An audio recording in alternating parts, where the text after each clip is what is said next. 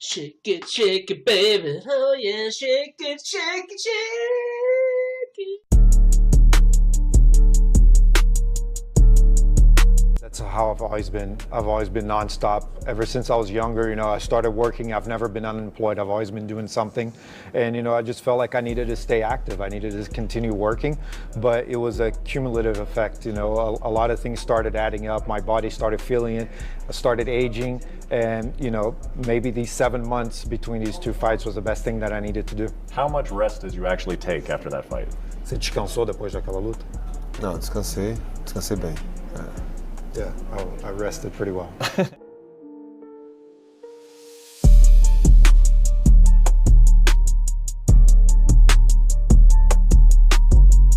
What did you do with your very first check you made from fighting? First fight in UFC, I lost. They gave me very small check, like $7,000. But second fight, I got bonus. What I did, let me tell you. Oh, I got $50,000 bonus and then $10,000 from the fight, right? Oh, I'm so rich. I have $60,000 now, right? I stopped work, of course. I never go construction. I'm dead, bye. I give my coaches bonuses. I buy fancy car, and in 6 months, no work. My money is, of course, there is no more money left. And then I don't even know that I have to pay taxes on it.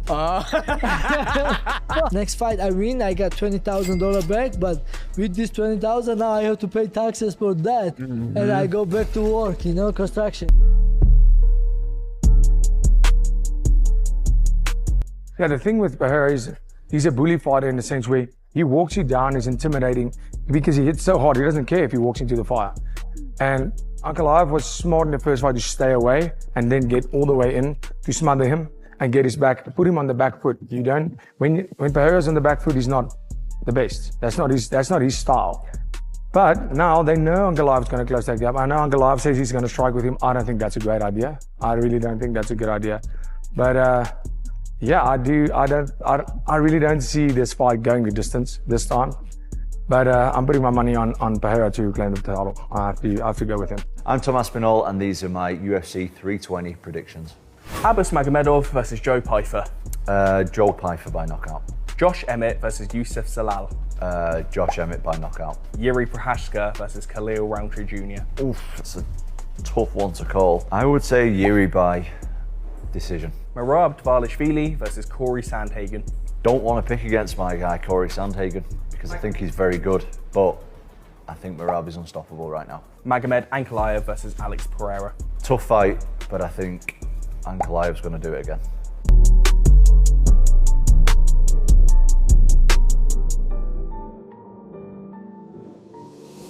Khabib famously said that he thinks Paul Hughes deserved the rematch. You said Paul Hughes does not deserve the rematch. What do you think about this statement, and how do you see this fight going differently than the other fight?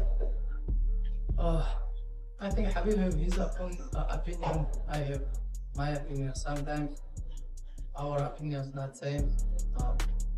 But my opinion is still not deserved. But who cares about it? No one. We're gonna fight Friday. It's almost after tomorrow. No, everything is good. Training camp was good. I did everything. Alhamdulillah. Just small hard day tomorrow for cut weight, and that's it. And we're gonna fight, inshallah.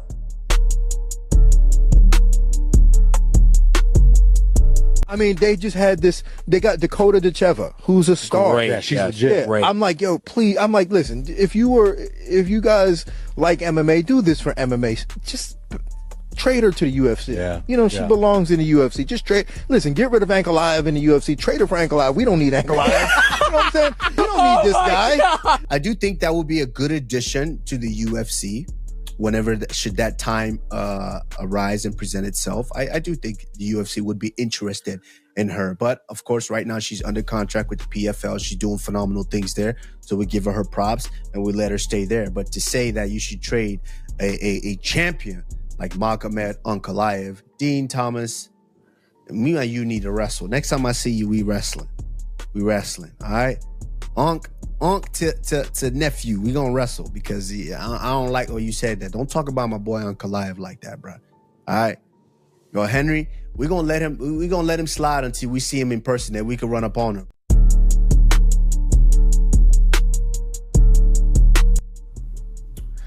Hello everyone. So what happened last night, I went training, trying to get accustomed to the fight time, so I went pretty late.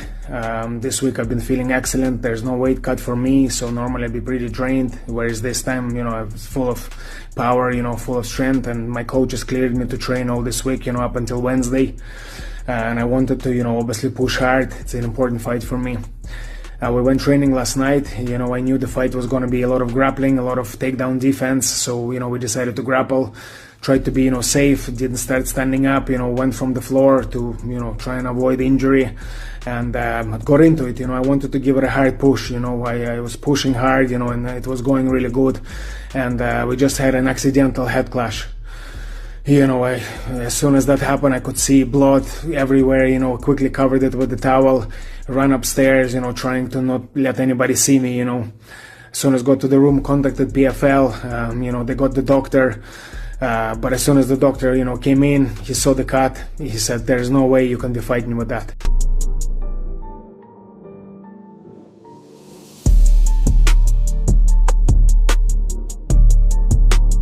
Cashing a $1 million check today. Pretty much already spent. Sold my house, bought it for $780,000 back in 2020, and just sold it for 1.1. And I gotta go cash the check. And we're heading to the bank. Let's go see if this $1 million check is real. Give $10,000 to my mom, because if my mom didn't do what she did for me, I'd be dead. I was just telling Garrett how crazy it is. Literally, like when I was 18, 19 years old, I'd get like a $200 check from a sponsor, and I was so grateful to go to the bank and deposit that, because that would help me eat for the month, help with bills, and it's so crazy pulling up to the bank right now, selling a house for $1 million and depositing it in the bank. It's fire.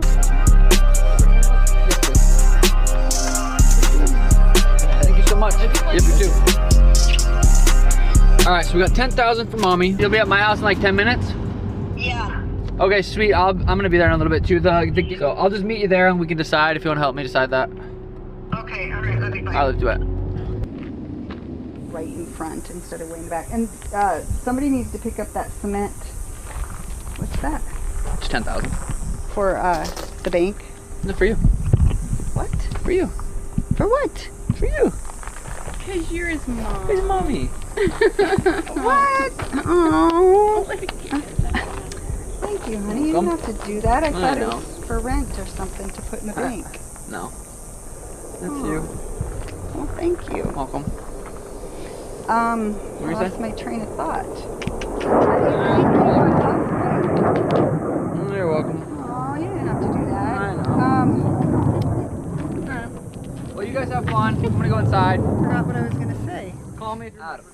Yeah. All right. Oh, well, thank you, honey. You're welcome. Love you. Bye. Good to see you, Luann. Yes. Nights just fly by. Tell us about your deliberations tonight. Yeah, they do go quick. All right, let's start with Rashid.